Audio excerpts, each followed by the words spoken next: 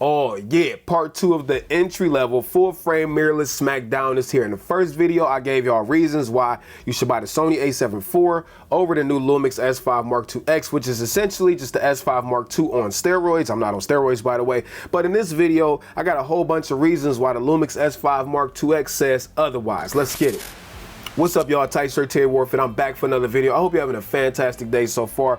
Remember to be thankful for your life today because you did not have to have that. Before we get into the meat potatoes, I do not script videos, so if your boy mess up, I just mess up. And let's go ahead and get into it. The Lumix S5 Mark IIX versus the Sony A7 IV. I'm gonna give you a bunch of reasons why you should get the S5 Mark IIX. Now again, the X version of the Lumix S5 Mark II improves on an already amazing S5 Mark II, but there's some new stuff that the S5 Mark IIX brings to the table. So let's get it. First of all, the Lumix S5 Mark IIX is $2,200. The Sony A7 IV is $2,500. So both of these are full frame hybrid freaking cameras. The Lumix S5 Mark IIX is not a dedicated video camera. It is a hybrid camera, and there's a $300 difference between the two. The next thing, with the Lumix S5 Mark IIX, you get a built-in fan. The Sony A7 IV is notorious for overheating in challenging conditions, and the S5 Mark IIX, just like the original S5 Mark II, you just don't have to worry about that because there is a built-in cooling system right up underneath the EVF. So advantage Lumix S5 Mark IIX. Now, since I got the camera up here in your face, you can obviously see that the Lumix S5 Mark IIX comes in this monochrome,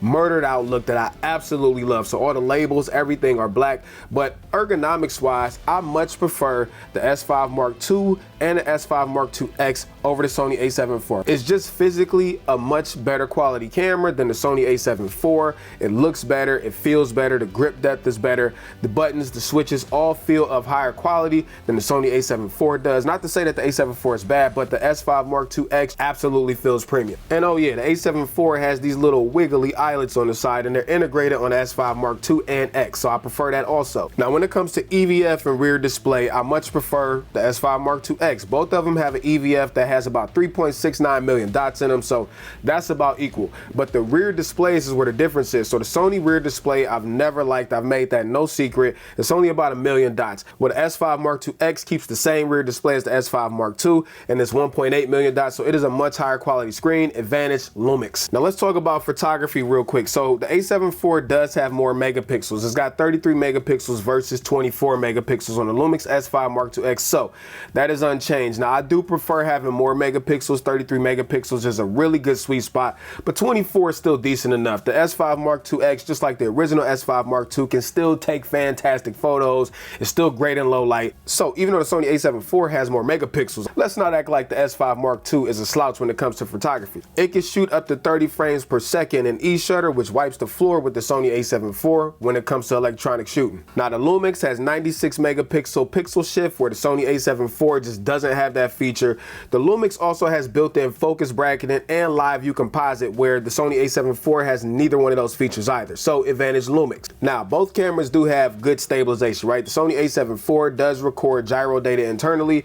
The Lumix S5IIX does not do that. However, the Lumix does give you better stabilization overall, plus it does give you built-in boost mode. So I don't know if y'all ever seen boost mode on a Lumix camera. It's pretty much like a tripod, and it works really, really good. So overall, I do have to give the stabilization advantage to the Lumix. Now both can record professional level audio, but the Lumix S5 Mark IIX can record up to 96 kilohertz, whereas the Sony A7 IV can only do 48. Both of them have a digital shoe on top, so you can use their digital microphones to connect the XLR, etc., etc. But the Lumix takes the W because even though they can both record in 24-bit, the Lumix can record in a higher sample rate of 96 versus 48. The S5 Mark IIX also has less roll and shutter in all modes versus the Sony A7 IV. The Sony A7 IV's roll and shutter is not that great, and the Lumix does improve, although by not a lot. But if that's important to you, it's got less roll and shutter. Now that we got all that boring stuff out the way, let's get to what makes the S5 Mark IIX really special over the original S5 Mark II and the Sony A7 IV.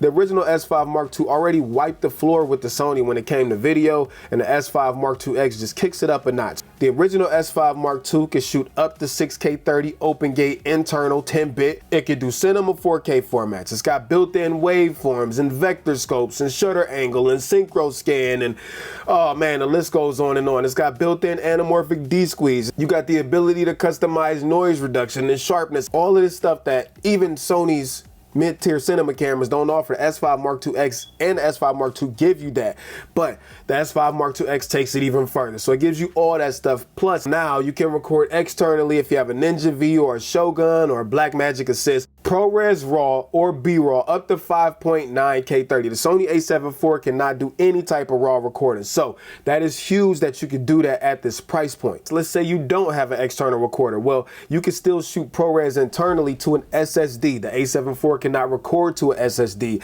And now it shoots intra internally also, where that was one of the things I initially gave the advantage to with the Sony A7IV, because it can record intra internally. Well, now the S5 Mark IIX allows you to do intra recording in camera. Also, whereas the original S5 Mark II did not do live streaming, the S5 Mark IIX can do live streaming direct to YouTube, whereas the Sony A7IV can connect as a webcam, but it can't do streaming directly to YouTube, so that's another advantage for the S5 Mark IIX. Look, I could go on and on and on about little nuanced stuff, but the Lumix S5 Mark IIX packs in so much value for the price. But the question is, now that we got the Sony A7IV's advantages and the Lumix S5 Mark IIX advantages, which one of these should you buy? Well, I guess you'll have to stay tuned to the next video. So until next time, I'm out of here, Tight Shirt Terry Warfield. Peace and chicken grease, I'm out.